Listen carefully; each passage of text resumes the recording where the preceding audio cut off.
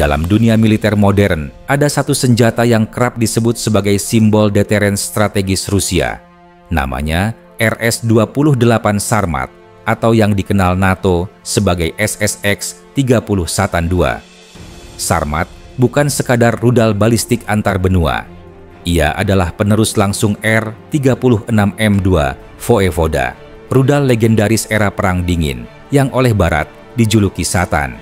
Namun, yang membuat Sarmat berbeda adalah kemampuannya menembus sistem pertahanan modern dan jangkauannya yang secara teoritis bisa mengenai target di mana saja di dunia.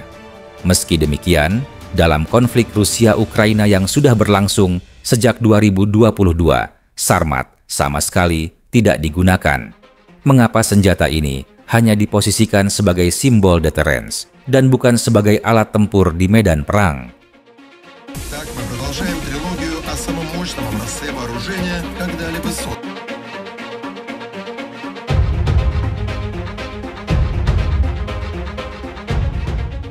RS-28 Sarmat mulai dikembangkan pada awal tahun 2000-an saat Rusia menyadari bahwa armada rudal balistiknya perlu modernisasi.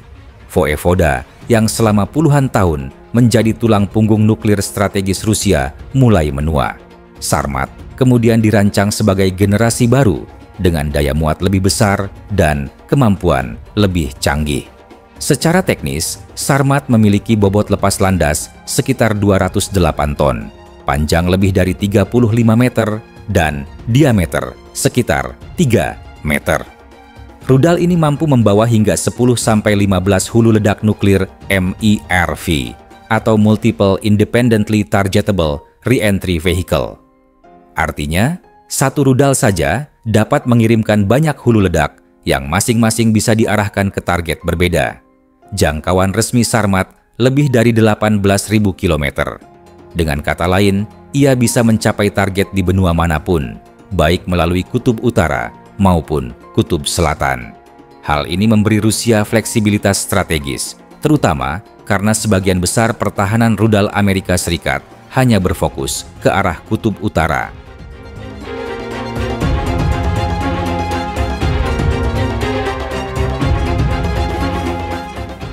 Ada beberapa alasan mengapa Sarmat dianggap menakutkan oleh Barat. Pertama, daya muatnya yang besar. Satu rudal saja mampu membawa hulu ledak dalam jumlah banyak, sehingga daya hancurnya sangat tinggi. Kedua, lintasan penerbangan yang fleksibel. Sarmat tidak harus mengikuti jalur tradisional. Ia bisa menempuh rute alternatif, termasuk melewati kutub selatan, jalur yang hampir tidak dijaga oleh sistem pertahanan rudal AS. Ketiga, kecepatan dan kemampuan hipersonik. Sarmat dapat dipasangi Avangard, kendaraan luncur hipersonik yang mampu bermanuver di atmosfer dengan kecepatan lebih dari Mach 20. Kemampuan ini menjadikannya hampir mustahil dicegat oleh teknologi pertahanan rudal yang ada saat ini. Keempat, kemampuan penetrasi pertahanan rudal. Selain hulu ledak utama, Sarmat juga bisa membawa decoys, chaff, dan sistem pengacau elektronik. Hal ini membuat musuh sulit membedakan mana hulu ledak asli dan mana yang hanya umpan. Kombinasi inilah yang membuat Barat harus selalu memperhitungkan Sarmat dalam strategi pertahanan mereka.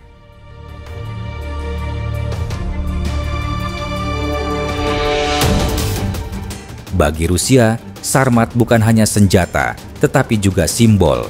Ia dirancang untuk menjaga keseimbangan kekuatan global, memastikan bahwa Rusia tetap memiliki kemampuan balasan nuklir meskipun diserang lebih dulu. Dengan kata lain, keberadaan Sarmat memastikan bahwa serangan nuklir terhadap Rusia akan selalu berujung pada kehancuran bagi pihak penyerang. Inilah yang disebut Second Strike Capability, fondasi dari konsep deterrence nuklir.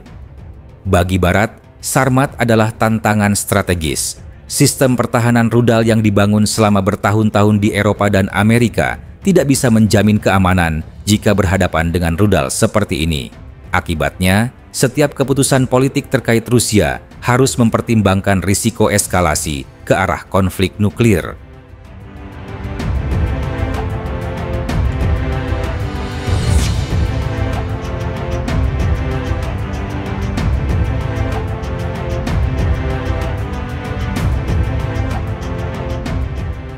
Meski menjadi senjata paling ditakuti, Sarmat tidak pernah digunakan dalam perang Ukraina. Ada beberapa alasan yang jelas. Pertama, statusnya sebagai senjata strategis. Sarmat adalah ICBM yang ditujukan untuk konflik global, bukan perang regional. Menggunakannya di Ukraina akan dianggap sebagai penggunaan senjata nuklir strategis yang otomatis memicu respons besar dari NATO. Kedua, konsekuensi politik dan militer. Jika Rusia menembakkan Sarmat ke Ukraina, dunia akan melihatnya sebagai langkah eskalasi menuju Perang Dunia III.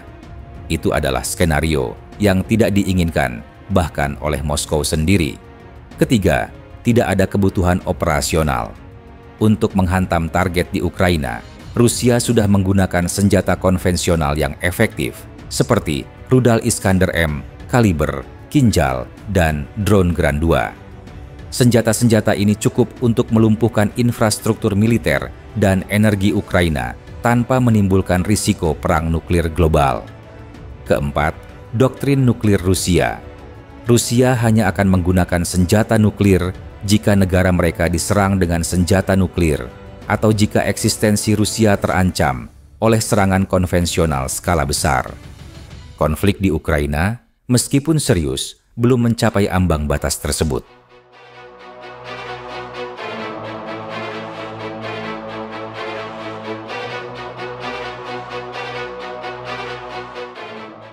Dengan demikian, fungsi utama Sarmat saat ini lebih ke arah psikologis dan geopolitik. Ia bukan senjata untuk digunakan setiap hari di medan perang, melainkan sebuah kartu truf yang menjaga Rusia tetap diperhitungkan di tingkat global.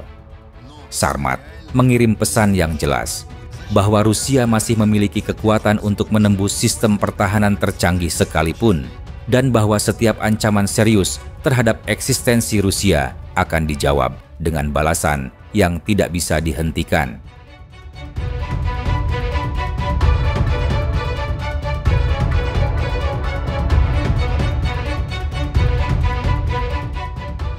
Video ini dibuat untuk tujuan edukatif dan analisis semata. Kami tidak memihak pada pihak manapun, tidak mempromosikan kekerasan, dan tidak mendukung perang dalam bentuk apapun. Semua informasi yang disajikan bersumber dari laporan terbuka dan analisis geopolitik yang tersedia untuk publik. Tujuan kami adalah memberikan pemahaman yang seimbang tentang situasi global agar masyarakat dapat berpikir kritis dan bijak. Perdamaian, dialog, dan diplomasi adalah jalan terbaik untuk menyelesaikan konflik.